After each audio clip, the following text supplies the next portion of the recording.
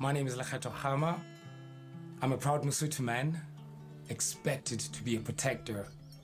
A man should never cry or show his emotions. And that's a bit of a downfall because we Lesotho men are suffering from depression and they don't speak out. Lesotho is ranked one of the highest in the world in suicide cases, you know. I had a little sister, she suffered from depression. She took her own life.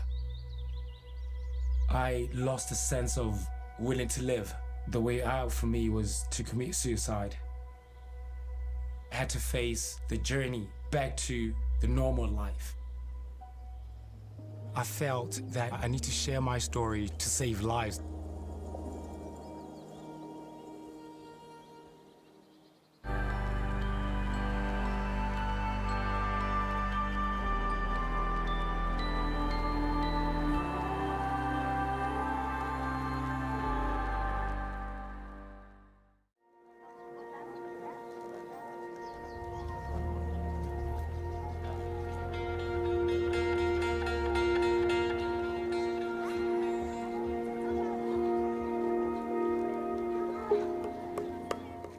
My name is Lekhetho Khama. I'm from the mountain kingdom of Lesotho, a beautiful country in the highlands. You find it in southern Africa. I'm a proud Lesotho man. A Lesotho man is known for his strong characters, his calm demeanor, a provider. In a community, we are expected to be a protector. A man should never cry or show his emotions. So that's the culture I come from. A man is supposed to take one for the family, keep us all together. And so if he breaks, he believes that the whole family is gonna crack. So if we look up to him that he's strong, everybody has to be strong and believe that everything will be all right. And that's a bit of a downfall because we Lesotho men are suffering from depression and they don't speak out.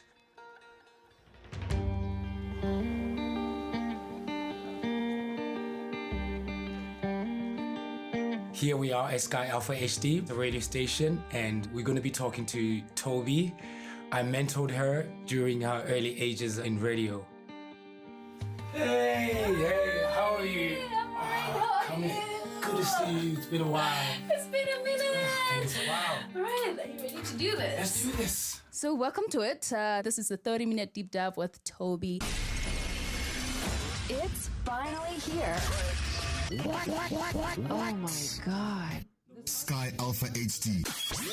Remember, the show is about covering beautiful journeys of individuals who are doing such tremendous jobs in their lives and in the lives of other people. And today I will be joined by a brother of mine. And yes, I did say brother. Brother, LK Lekhetho Khama. You guys obviously know him from anywhere you know LK from because he's just pretty much a social light around the country, right? What's up? This is Chris, LK's brother from another mother, listening to Sky Alpha all the way from Austria. So LK, before he was a radio host, he was a hip-hop person, the best rapper around, and he has this captivating way of speaking, and I've always just looked at him and just got so mesmerized. And he just has a way of making people hype to his beat all the time. And I'm like, how do you do that? And for him, it's just so effortless. You now coming back from London, what was the reception for you? My family took us from Lesotho to England for a couple of years. Then we came back to Lesotho where I rose to stardom. And I was the youngest radio presenter in Lesotho. I started my music career in my bedroom, started recording my own music. I was a celebrity. A lot of people knew me, my country knew me. It kind of brings goosebumps into me right now. I remember one of my lines used to be like, I'm the one you heard about on the streets, word of mouth, yeah man, it's L to the K, R to the last letter, have never heard the one that could rap better. It was really lovely, really, at the time. And as much as everything was good, there had to be a downside. I had a little sister by the name of Khama, such a beautiful angel. Unfortunately, in 2004, she took her own life. She suffered from depression. So it was something that we never really, we were not learning about it. It was really sad. My life changed dramatically and I became very depressed, you know. That is insane. Yeah. That was a turning point in my life. That's when everything sort of came to a subtle hold. And this dark cloud just hung above me. I was walking towards my house, and the worst thing, a police car was there. Called my parents. Hi, Mom, where are you? And she said, my sister took your dad's gun and she shot herself. I had chills down my spine, you know, it was unexpected. I mean, she's my little sister. And having her grabbing a gun and shooting herself is really, it's beyond my wildest imagination. I was numb. I had no feelings. I didn't even cry. Just wanted to be alone. You know, people were trying to console me, giving me hugs, and it's just like, let me go. I literally just ran away. That life-changing moment opened a door which I don't want anybody to go through. A door of darkness.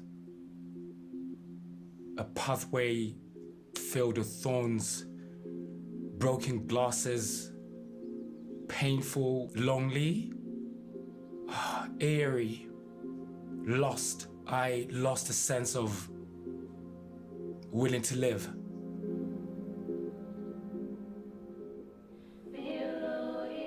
I became the total opposite of what I was. I was up there, now I hit rock bottom. I was alone. I mean, looking at my parents, they were zombies, you know? There was no emotion. The way out for me was to commit suicide. So I took pills. This is the way I'm gonna find peace. And I was in a hospital for quite a long time in a coma. I had to face the journey back to the normal life. I had to learn how to speak again, how to walk properly again. My brain was really damaged and the community was judging me. How can you do this to your parents? Nobody ever sat down and said, you know what, I understand you went through such a bad period of time. No, I had to rebuild my life, whatever little scraps of life that I had. My parents are tough. They never show their emotions. Up to date, my parents have never really sat down and discussed the issue around suicide and how they felt about my sister's passing in 20 years. We are at my parents' house where I grew up, where all the beautiful memories were made. My mom's Lekhetho Khama and my dad's Dr. Khama. And beautiful characters, really. Hello, Dad. Hi. How are you? Good, how are you? Oh, good to see you. Your mom? Okay. Hello, Mom. Hi, my son. How are you? I'm good. How are you? Oh, Great to see you. dearest. I think we never really sat down and discussed her departing from this earth for us to heal, you know. We are not more of people who are talkative, expressing themselves or their feelings, because it's painful. She was just too sweet for this world. She wouldn't stand any pain anymore. Okay.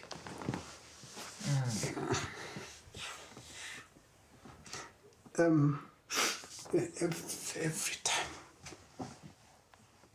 Like I said, it's about almost 20 years, but every time when you have those moments about that loss, it's like fresh in our memories. It's painful to lose in that manner, particularly when you have not realized or experienced the trauma that she was going through. And when we miss her, we normally take out the photo album and then we have through them. that. And it brings a little bit of peace. When we received the news about this situation where Lekhetho also attempted to commit suicide, I was so terrified. You were there, but I felt like I couldn't approach you. And I know that I've put you through so much, eh? Okay. And I promise I'll never ever try to kill myself again. it's healing for us. We are happy. Wonderful. I'm glad that is coming straight from your mouth. The most important thing you have to know is that you are loved. Attempting suicide has been an ongoing thing from one family to another. We are clear, not with Lekhetho again. It's enough with Dimpo. Thank you. Seeing my dad open up for the first time in 20 years, it's unexplainable. I felt like he was healing. I could say for most fathers, you're also a human being at the end of the day. It's okay for you to open up and to cry. Because once you show emotions, we learn from you, we pick up from you. We're like, okay, it's okay for me to show my emotions.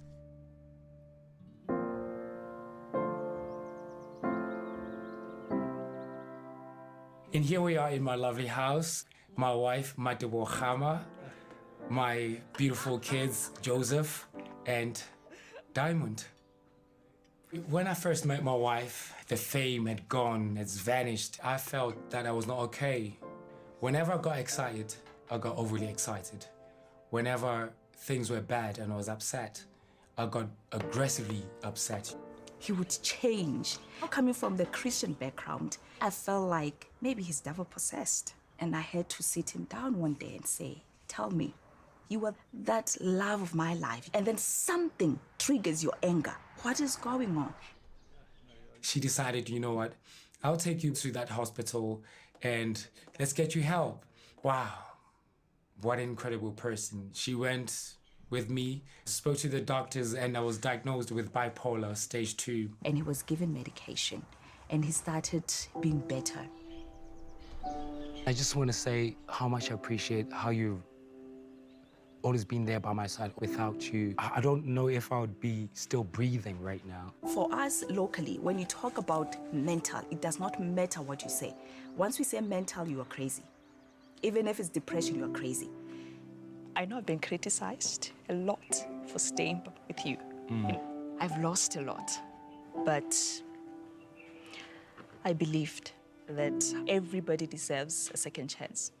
I got a second chance in life as well. Why not you?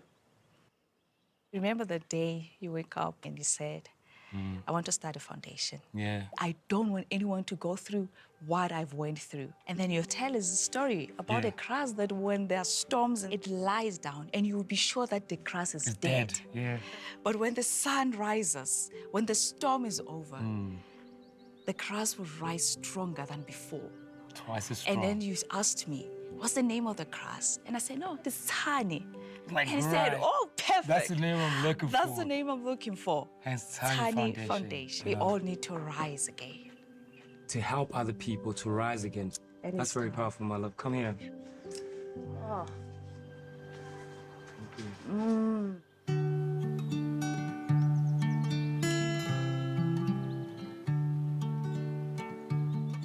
I felt that I need to share my story to save lives, so I took it on social media, me standing in front of a mental hospital. Lesotho having this taboo about mental health. You have to be brave to do that. Mental health in my country is not yet really understood, so you face a backlash. The backlashes are really painful. I was a laughingstock. Oh yes, he is mentally gone. I was a victim of witchcraft, of an evil spirit, but I just told myself one day they will understand. It wasn't all bad. It got people closer to me. They approached me, where can I get help? How can I get help? So that's when Tiny Foundation was born. It was my healing process, you know?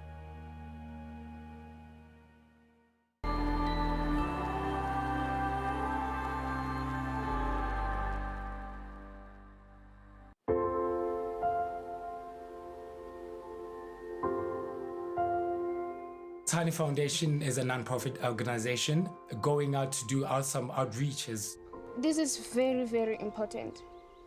I know you have your own problems that you do not want or you do not wish to share with anyone, but somebody else is willing to listen and is not gonna judge you, and it's gonna help build your courage to face those problems that you're facing, so that eventually you do not commit suicide. As I tried several times and it always failed and I felt miserable, but right now I got help and you too can get help. Leo, look at the impact you have with Tiny Foundation now. There are more gentlemen willing to join. This is an incredible job you've done. As long as we can touch people's lives and change people's lives, it's really important. 70% of Lesotho is rural. With that taboo about mental health, you cannot approach a psychologist. You always have to approach a traditional doctor. With Tiny Foundation, we have the more modern approach to mental health issues. Today we're meeting such a lovely, energetic character in Tati Parkway. We go out and do awareness cases on mental health. We're doing a joint session, myself and Lekhetho. This is basically what we do on the daily. There's no such thing as after hours for us. Someone always needs to speak with a survivor. And areas like these are actually hit the hardest. A lot of painful things happen. There's child marriages, rapes, mob justice, muggings, and very few people that understand the ramifications on one's mental well-being. How are you? Love of you coming through, eh? All right, let's get into it. We've got a whole lot of work to do here. I think our story will impact in the lives. Thank you so much for coming through. My name is Lekhetho Khama. I'm with Mentati. Mentati is the founder of Tuna Safari. We have more or less the same medical condition. It's very important to have somebody or a shoulder to cry on. This is a platform where you can be very open, where you can feel I'm in a safe hands. Let me just pick this up, all right? Put it in your hand. It's not heavy at all. But an hour later, you're gonna start to feel some weight. You're gonna need something to lean on, right? And that leaning on, that's therapy. It's helping you to what? Stretch out. But it's important when you have a single small problem, you do what? You deal with it. Let go. How do you let go of your problems? Talk, tell somebody. You know, communication is very important. Not everybody is going to be on medication. Sometimes you just need psychotherapy. But in the event that your brain chemistry has been messed up, then they introduce medication. It's very important to seek help very quick. Before it becomes an illness. Before it becomes an illness. You're not doctors, but we have the experience. We are suffering from this. So we are just here giving advice. And we can link you up with therapists, counselors. And at Tiny Foundation, we actually do that for free. We're trying to create environments and conversations where you understand that these things have happened before. You're not different. You're not the worst person. But can we at least be able to give you the right support that will stop you from trying to take your life? I've tried to kill myself 5 times. The last time my dad told me, no, heaven doesn't want you, hell doesn't want you. Stay here and make the best of it. I know what she's talking about. And I feel like, okay, wow. I see that I'm not alone. And I have somebody who has overcome that. And that means I can overcome this too. According to the World Health Organization, we've come first in suicide rate for such a small country, and with men being 70% of that figure. It's about time someone spoke about this. There's very little, if any, resources in the country. There's only one psychiatric hospital with very few psychologists in the country. It's difficult to get diagnoses for illnesses. One. Yes! So if someone would just stand in the way and bridge that gap, then why not us? My heart is with men's mental health. So much has been done for women. The men are left behind. Yeah. And seeing you in this industry with me, you are allowing so many men to come out as the voice, as the vuvuzela for other men. So hats off, Lekhetho. Hats off, Tiny Foundation. Thank you. Living healthily with my condition is very important. Creating a loving, healthy environment, eating well, getting your rest is vital. I feel alive. I feel like I can go out there and scream, I love the world. I want them to be amazed, like, how did you do it? We are at my foundation offices based in my home. We are that barrier, like, no, don't go overboard, you know. We love you, face the other way, something called life. So it scares me, but it also gives me courage.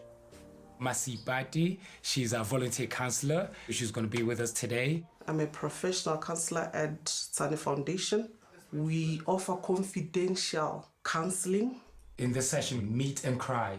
We all come together and cry. I'm not used to cry. Yes, I can open up. I can feel sad. I can feel emotional, but it is never easy to cry. I feel like if I cry, I'm a weak man. You have to cry, because crying is bleeding out the pain, and let that pain go. Because once you build that pain inside of you, one way or the other, it will come out. Okay, Leo, so we went to your village, right? I tried to commit suicide. It was something to talk about it publicly. It was something... Was that the first time? Yes. Since then, I'm going to be able to overcome that and erase that shame. I applaud you for doing that. I had multiple suicide attempts until the foundation came through for me. And after meeting them, I've never tried that, no matter the time. If it's 2 a.m. and I feel like crying, I know I'm going to call them and they'll be there for me. If I'm going to heal, then I have to talk about it. It's not always great days all the time. Abuse me, call me 3 o'clock in the morning. You know, we are there. Lekhetho, he goes all out. He goes an extra mile. He does. He uses his own family money to get this project running. We have reached out to different organizations, private sectors, to the government, and to date, it's still no response. People are not taking mental health seriously, but the cracks are starting to show. It's alarming that our government is only spending 0.2% or 0.1% around there of the government's budget on mental health issues. We talk about discrimination. We talk about all those gender-based violence and everything.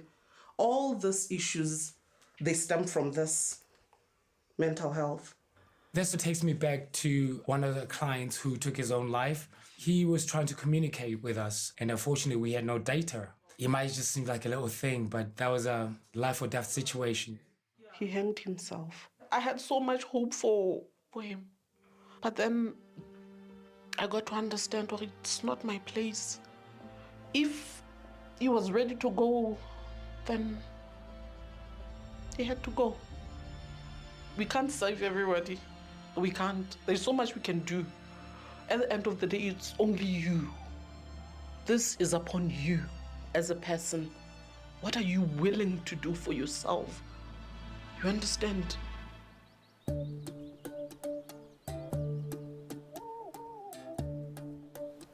The last time I saw Bereng, she was this modern lady. She's now a Sangoma.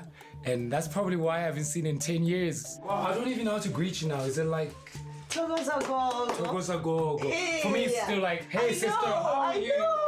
So this is not something that I chose. The beads, the clocks, the spirituality and everything. I was getting ready to go to the UK for my postgraduate therapeutic theatre. And oddly, it's actually what I'm doing now. Because this is therapy. I feel blessed that these gifts to help heal Basotho, Lesotho, particularly with the scourge of mental health, it's almost easy for me to distinguish between Hotwasa, having to go through initiation, and mental illnesses. A little girl was brought in, and I discovered that no, this is not a patient for here. She needs to go to see somebody who will help her with her mental illnesses. I've been following you because you started the foundation. Makes me so proud to see with other traditionalists, somebody would have taken you in and put beads on you. That's still a very huge problem. We all need to pray for healers of the light. I gotta be honest, I literally thought that the calling that you have has to do something with hating the Bible, or that you can call upon the lightning upon me now. Let's change the narrative. Why not? I think it's very important merging traditional and the modern way of healing, you know? This is about saving lives. It doesn't matter whether it's using herbs, it's using modern pills. One thing that I am seeing now is that we can do better together. This being your first consultation ever, we're already calling upon our ancestors. There is so much light. Your calling is you helping other people. That's your calling to heal the country, knowing that you are never alone. These are people who are proud of you carrying through their lineage in terms of healing. It feels like there are no emergency call. I'd be like, ancestors, I'm here now. I know that you're here. I know that you got my back.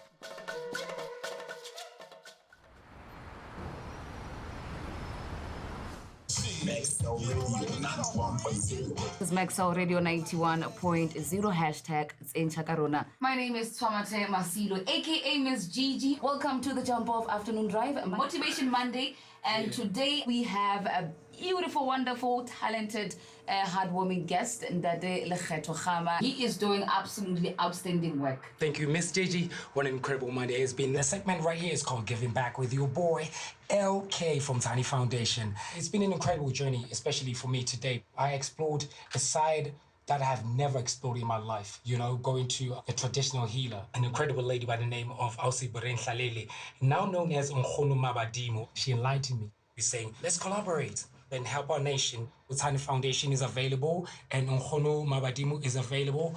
You have choices. This is a pandemic, so it's very important to unify. And I call to the government, please, we need a serious call for action. Let's raise awareness, help people like Tiny Foundation, Tuna Safiri, Nkgono Mabadimo. Let's unify each other. Let's go out there. Let's wear our armor and say, enough is enough with not taking care of mentally ill people. For me, LK and Tiny Foundation, Maxwell, thank you. And you listeners out there, take care of yourself and take care of each other. I'm out. You are now locked on to Maxwell 91.0 Space Age Radio.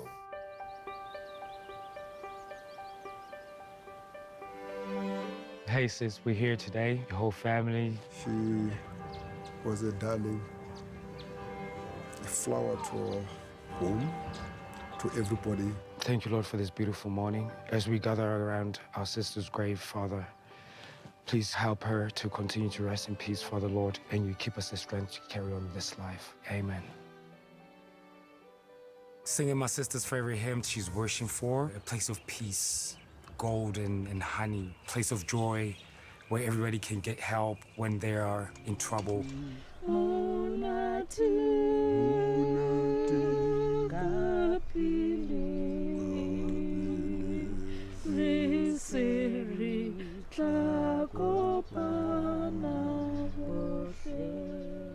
His brother today has some kind of sense in our hearts. My son is to keep the good work that he is doing, touch the hearts of many other young people, particularly during this era where we see, because of unemployment and many other challenges that they face, they are prone to commit suicide. We are happy that he is doing this work. The birth of Tiny Foundation came through pain, but for other people, it's a brighter light because they're getting help. You didn't go in vain. What you did made me get up and change people's lives. And so you should rest in peace knowing that you made a change in this life. I love you.